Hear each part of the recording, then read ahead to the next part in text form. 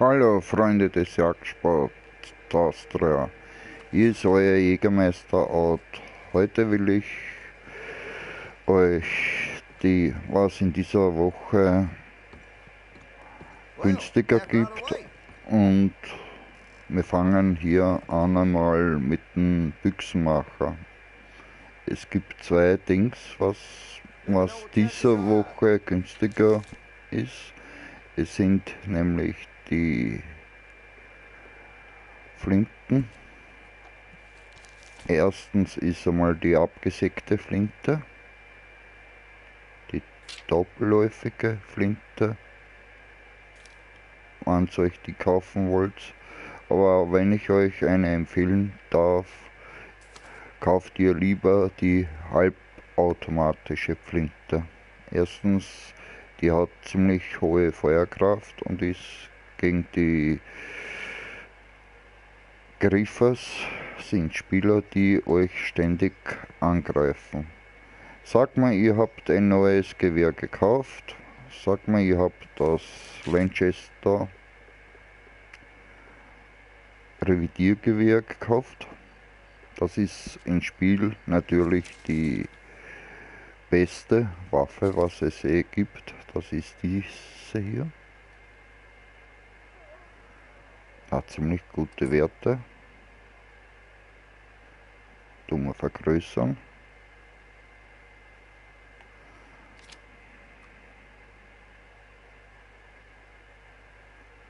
Und jetzt fangen wir mal an. Sag mal, wir haben die Lanchester gekauft. Manche Spieler fragen, super, jetzt habe ich mir die Lanchester gekauft und jetzt habe ich mir andere Munition freigeschaltet und ich kann die nicht rein. Wenn ihr ein Gewehr oder eine Waffe neu gekauft habt, müsst ihr natürlich die Waffe modifizieren, stärker machen. Das zeige ich euch jetzt, wie das funktioniert. Das ist die Standardwerte von dieser Waffe. Merkt euch das. Jetzt gehen wir nämlich in die Variante, da gibt es verschiedene, kann man sich kaufen. Die Verzierung müsst ihr jetzt wegrechnen. Als erstens kauft ihr euch den verstärkten Lauf und ihr seht, dass gleich die Werte ein bisschen in die Höhe gehen. Ein Visier für die Genauigkeit.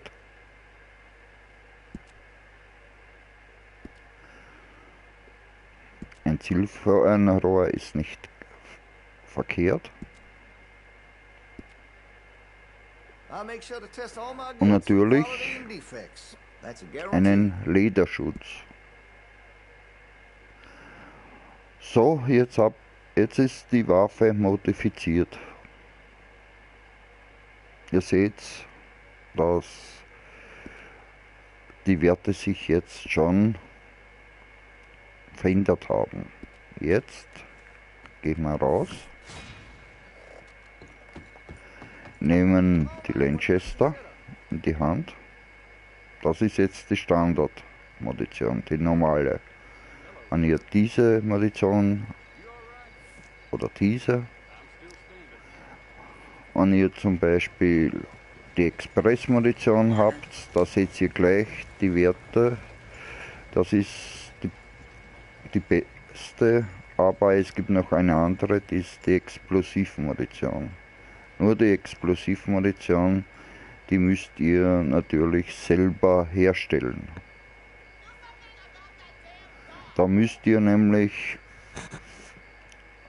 beim Hehler die Broschüre kaufen, Explosivmunition für Gewehre, dann könnt ihr die natürlich verwenden. Sonst könnt ihr die Expressmunition, hat ziemlich viel Power. Und jetzt schauen wir noch im Katalog, weil im Katalog gibt es ja auch noch mehr. zu kaufen dieser Woche, außer die Gewehre, was ich euch gezeigt habe. Heute Flinten. Da gibt es noch als zweiter noch den einfachen Waffengurt.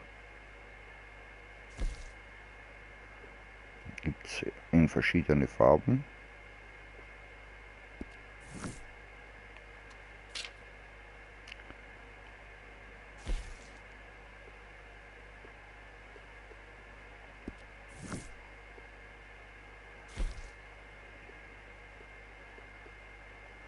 Oder den doppelten Waffengurt.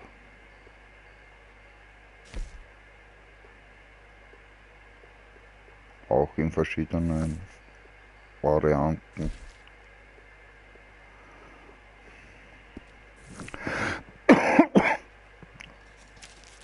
Das war jetzt, was in dieser beim Waffenschmiede mal gibt. Jetzt gehen wir zum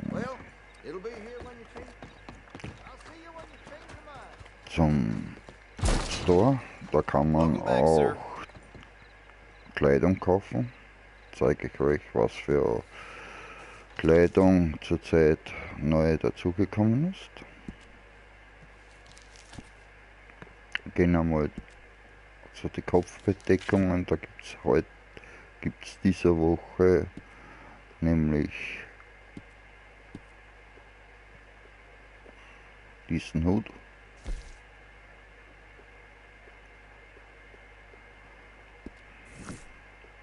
Für Damen natürlich den Blumenhut, kostet aber 6 Gold. Werde ich mir sicher nicht kaufen. Passt nicht natürlich zu meinem Outfit. Gehen wir die Hüte weiter. Gibt es verschiedene Hüte, die könnt ihr nachher anschauen. Natürlich den Wintermantel, der kostet 11 Gold. Kann ich jedem empfehlen, wenn ihr das Winteroutfit natürlich selber gestaltet.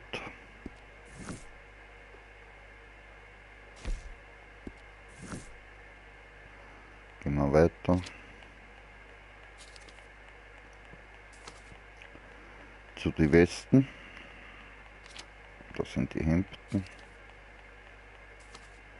Was jetzt diese Woche gibt es nämlich den habe ich schon auch gekauft. Die habe ich jetzt dann. Diese Jacke. Schaut cool aus, wer eine kaufen will. Kostet aber 4 Gold.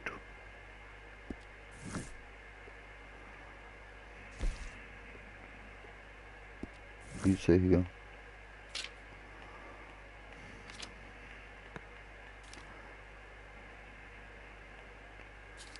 Und das war's einmal was. Und natürlich die Latzhosen gibt's, aber die Latzhosen mag ich nicht. Verschandeln nämlich das Outfit. Jetzt reiten wir natürlich gleich zum Hehler. Der ist ganz in der Nähe.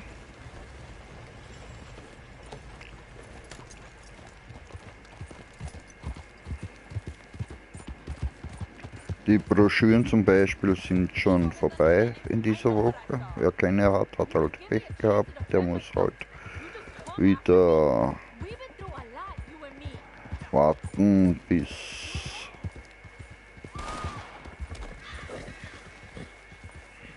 wieder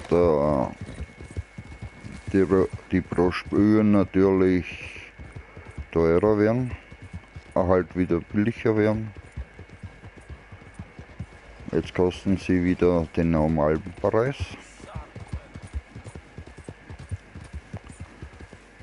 Da reiten wir jetzt gleich zum Hehler, wo man Schmuckstücke, Ringe, Uhren, was man halt in der Häuser findet, Goldzähne, verkaufen kann. Hey, welcome back. Gehen wir kaufen.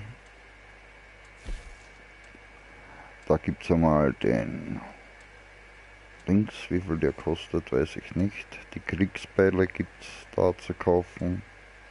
Die Makete, die verbesserte.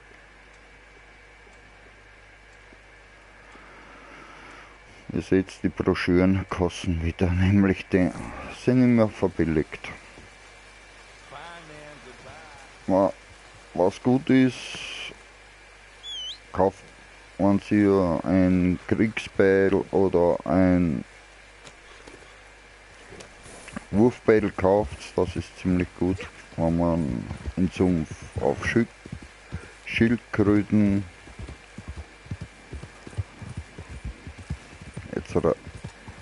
weil da sind sie gleich tot. Bei Alligatoren oder Krokodilen täte ich die nicht benutzen.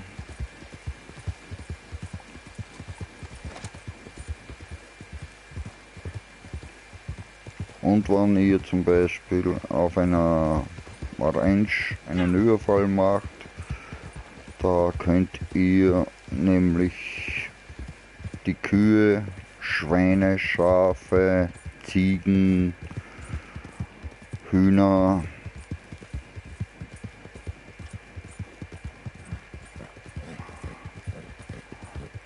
nämlich die töten, aber Vorsicht, wenn ihr das macht ihr das jetzt mal in der Nacht, das heißt ab 21 Uhr bis 4 Uhr, weil da schlafen nämlich die Aufseher bei dieser Ranch und die können euch nicht Zeuge, dann wird sie gesucht, aber ihr müsst aufpassen auf Kutschenfahrer und auf PC-Reiter. Die können euch nämlich sehen, die was da sind, und nachher schlagen die nämlich Alarm.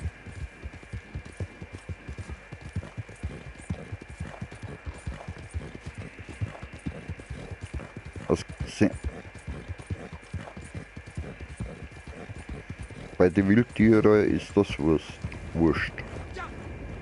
Jetzt sind wir im Stall, da gibt es etliche Pferde, Mehrzweckpferde zu kaufen. Das zeige ich euch jetzt, welche Pferde zu kaufen gibt. Gehen unter Mehrzweckpferde rein, da gibt es einmal den Missouri Foxtrot, den kann ich jedem empfehlen.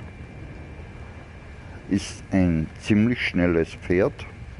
Da gibt es den in 2 Farben. Normal kostet der 950, jetzt bekommt ihr den um 665. Die Mustang.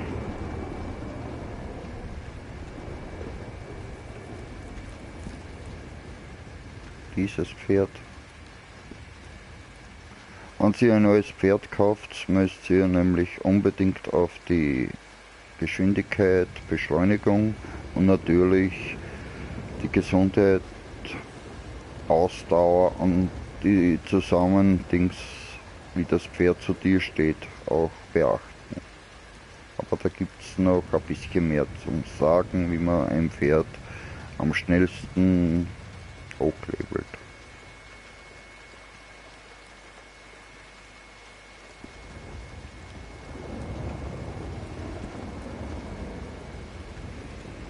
Das zweitschnellste Pferd ist natürlich der Roadster.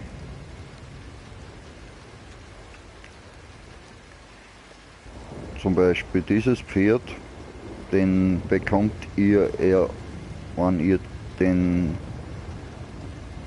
die Rolle von Schnapsbrenner habt. Den müsst ihr erst freischalten. Der hat ziemlich gute Werte. Ziemlich schnell,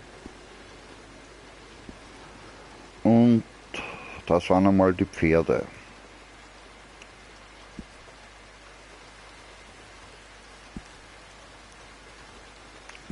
machen wir gleich das Pferd natürlich gesund. Ihr seht, das ist der Roadster.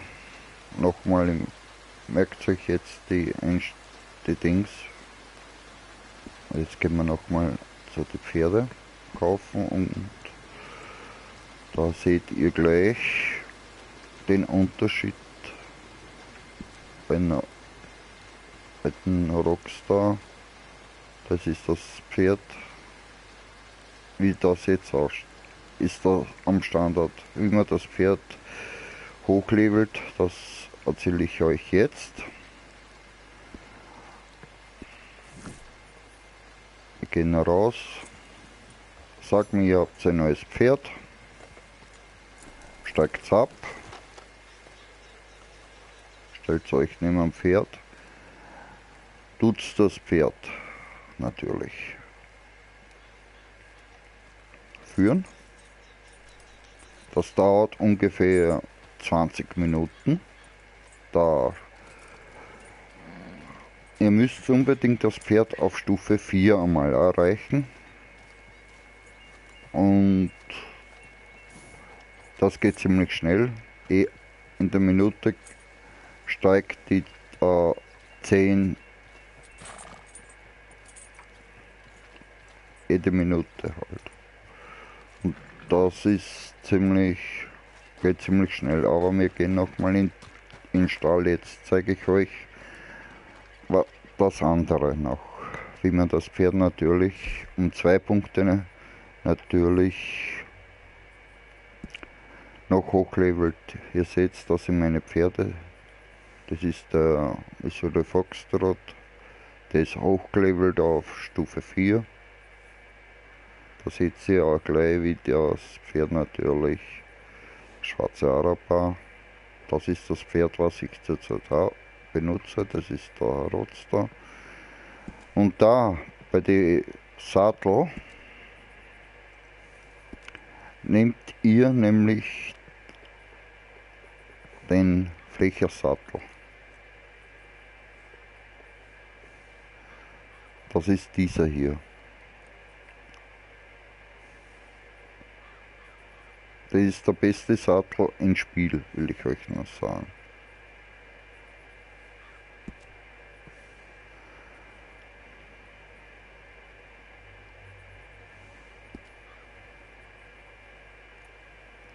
Warum der beste ist, das ist der, was hochgelevelt ist. Wenn ihr schaut, zeigt die nämlich andere Werte an bei den anderen Satteln.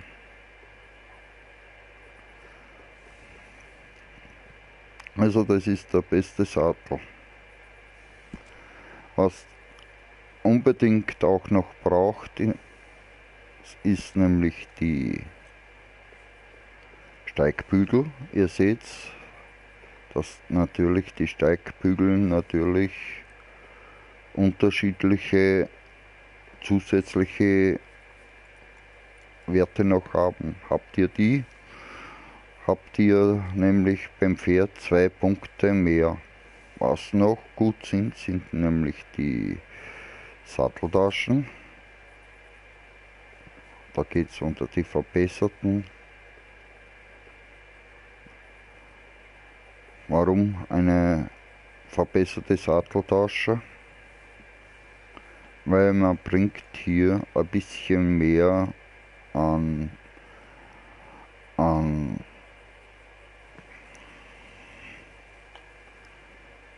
Proviant und unter. Und das war's einmal mit dem. Was auch noch gut ist, ist die Laterne für Nacht und dass man das Pferd besser unterscheiden kann gegen andere Spieler, natürlich die Maske. Und wie kann ich das feststellen, welche Stufe mein Pferd hat? Man geht auf die Optionstaste und Spieler auf euer Pferd. Da steht nämlich nachher, wie das Pferd bei euch jetzt ist, wenn es ruhig ist, wenn es gebürstet ist, ist sauber. Und da seht ihr nachher die Stufe.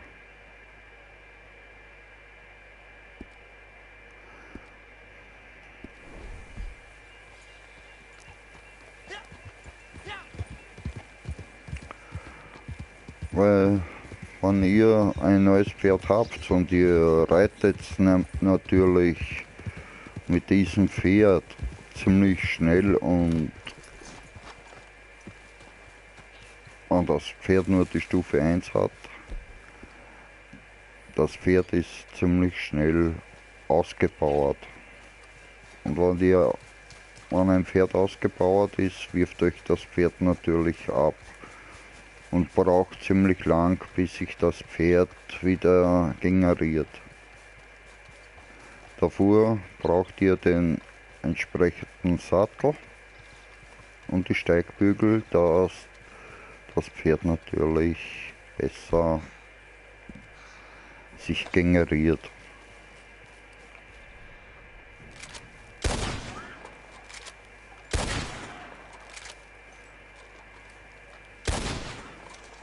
Und was auch noch wichtig ist, das zeige ich euch jetzt. Jetzt habe ich hier einen Weißwedelhirsch geschossen, den nehme ich gleich aufs Pferd.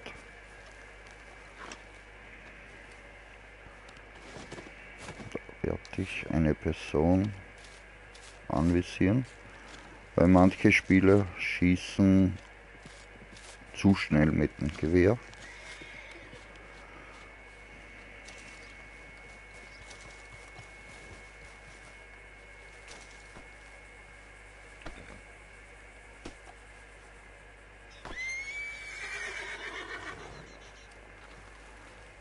Da habe ich das Pferd. Das tun wir gleich aufs Pferd verpacken.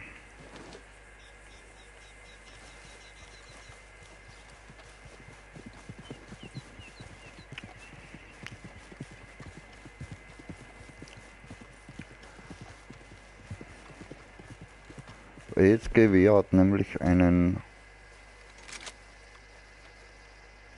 Kreis.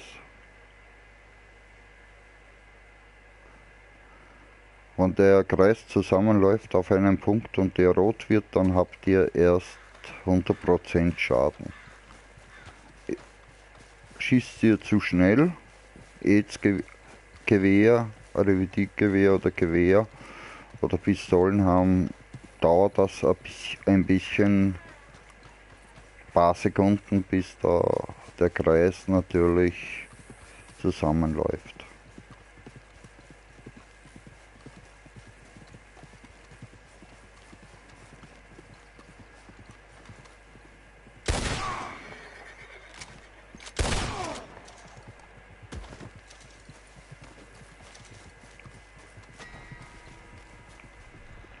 Jetzt habe ich einen PC-Spieler getötet. Da müsst genau durchstöbern. Die haben meistens so Ringe, Uhren, Goldzähne, was man halt beim Hehler verkaufen kann. Die haben auch Tarotkarten für die Damasar, dicke Schnapsflaschen.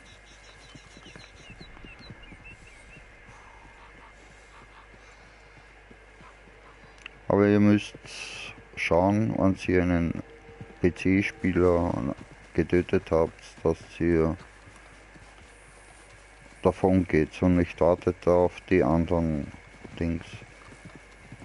Bei wenn ihr wartet, schlagen die nachkommenden Alarm und wenn ihr nicht gut in Schießen seid, reitet er davon, schlägt Alarm, dann wird sie gesucht und natürlich habt ihr nachher ein bisschen Kopfgeld.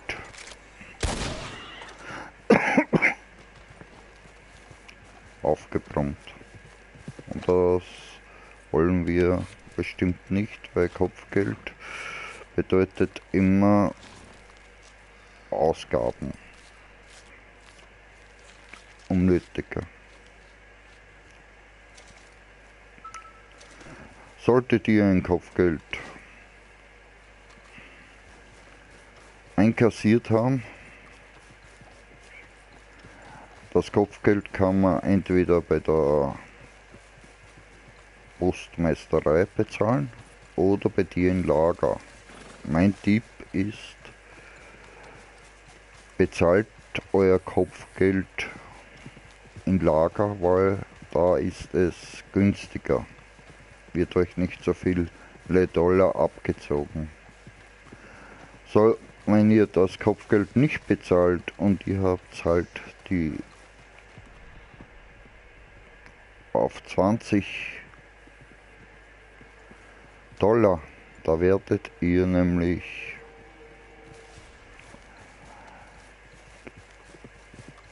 gesucht, wird nämlich, kommt ein eigenes Dings, war ein gesuchter Spieler und jeder Spieler kann natürlich das annehmen, der kann dich jagen. Entweder wirst von einem Lasso mit einem verstärkten eingefangen, da kann man sich wehren. Aber die meisten Spieler töten dich und hauen dich auf dem Pferd und bringen dich nämlich zum nächsten Sheriff. Und natürlich wird dir nämlich die 20 Dollar abgezogen.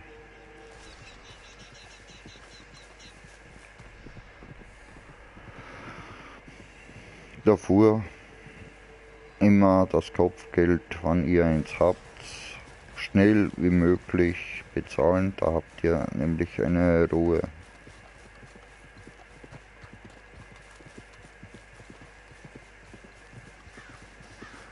Wo ihr keine Schießerei unbedingt anfangen dürft oder sollt, ist nämlich in St. Dennis. Wenn ihr da eine Schießerei anfangt, da sind Polizisten und jeden Polizisten, den ihr tötet oder Zivilisten, steigt das Kopfgeld ziemlich rapide an. Und ihr habt fast keine Möglichkeit, diese Stadt zu verlassen. Da müsst ihr nämlich die ziemlich gut in dieser Stadt auskennen, da müsst ihr ziemlich schnell sein, dass ihr die Stadt natürlich verlässt. Lieber wenn ihr PC-Spieler tötet, immer außerhalb der Stadt. Nähe der Stadt ist auch gefährlich. Immer außerhalb. Und immer schauen, dass ihr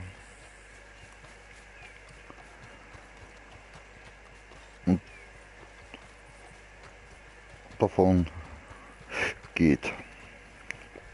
Weil wenn dann noch Zeugen die Leichen entdecken, bekommt ihr nämlich kein Kopfgeld ab.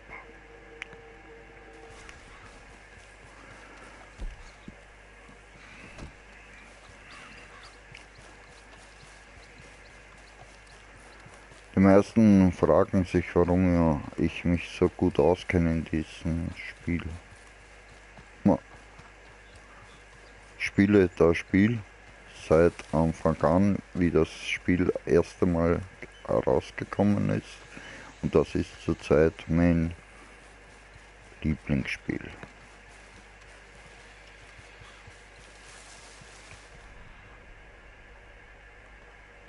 Wo ihr auch keine Schießerei anfangt, sind nämlich bei den Farmen, zum Beispiel bei der Tabakfarm in der Nähe von St. Dennis oder hier drüben ist das Anwesen, da fängt auch keine Schießerei an, wo Feldarbeiter sind, weil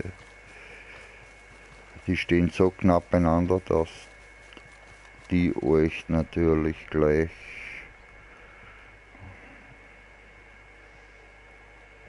sind.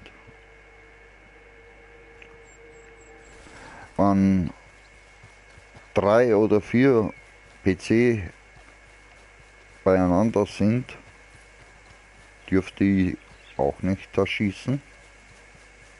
Das sind meistens Gesetzeshüter, die einen Spieler, der was aus den roten Kreis entkommen ist und nicht mehr gesucht wird, reiten die halt noch umeinander. Und wenn ihr da einen von den Gesetzeshüter erschießt, dann steigt auch natürlich das Kopfgeld.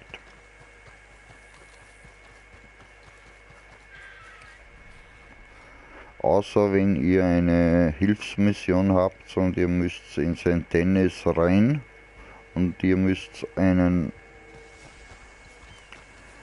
Gefangenen von befreien, der was in einen Gefängniswagen ist, da wird halt kein Kopfgeld verrechnet.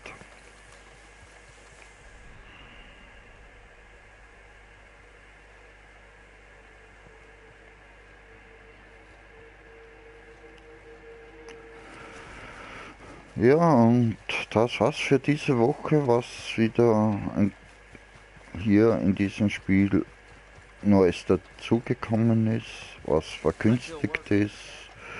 Jetzt gehe ich wieder in meinen geliebten Sumpf und gehe nämlich auf Krokodilenjagd, denn Krokodilleder, was man die abzieht, sind ziemlich wertvoll.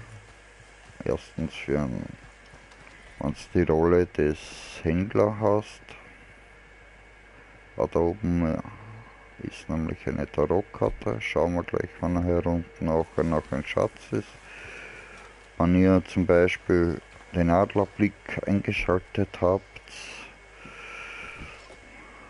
seht ihr einen gelben Rauch aufsteigen. Die könnt ihr natürlich einsammeln. Alles was gelb raucht, könnt ihr einsammeln, außer wenn ihr keinen Spaten habt, könnt ihr halt die nicht ausgraben. Aber Tarotkarte oder dicke Schnapsflaschen, die könnt ihr bei der Madame Assar verkaufen. Da könnt ihr, aber bevor ihr die verkauft, müsst ihr natürlich bei der Dame Assar nämlich die Rolle kaufen. Das heißt, ihr braucht da die vergrößerte Sammeltasche, den Spaten, wenn ihr Level 10 erreicht habt. Beim Sammler, da wird euch der Dings freigeschaltet. Wenn ihr im Hintergrund da so ein Geräusch habt, was so klingt, ist meistens auch eine Pflanze oder ein Vogelnest.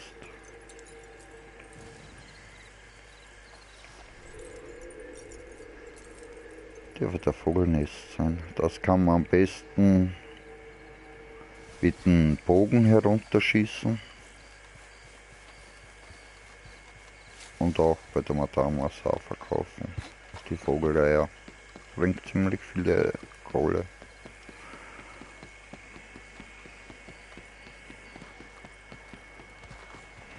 Wenn ihr meine Videos seht, könnt ihr jetzt abonnieren, da kommt ihr automatisch zu meinen Videos. Wenn euch das Video gefallen hat, könnt ihr abonnieren, dass ihr immer am Laufenden seid, was sich neu in diesem Spiel tut.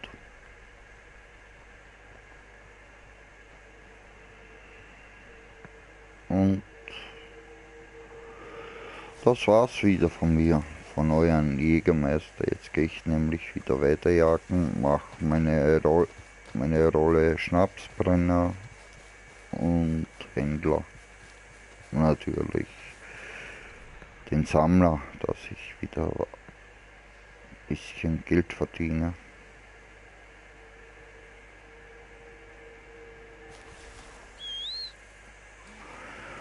Okay, das war's halt wieder. Bis zum nächsten Mal von euren Jägermeister.